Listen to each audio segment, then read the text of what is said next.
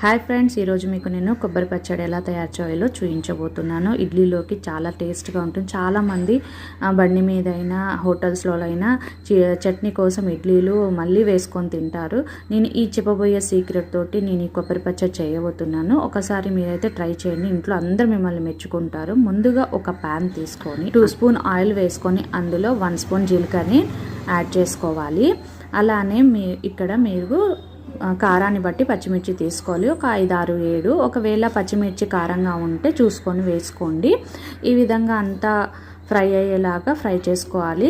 ఎక్కువ ఫ్రై చేయొద్దు, లైట్గా ఫ్రై చేసుకోవాలి. పచ్చిమిర్చి మాత్రం హై ఫ్లేమ్లో పెట్టి మాత్రం ఫ్రై చేయొద్దు, లోగానే పెట్టి ఫ్రై చేయాలి. ఇలా ఫ్రై చేయడం వల్ల లోపల అంతా పచ్చిమిర్చి అంతా స్మెల్ పచ్చివాసన పోయి మంచిగా ఫ్రై అవుతాయి. కొన్ని కరివేపాకు వేసుకోవాలి. కరివేపాకు వల్ల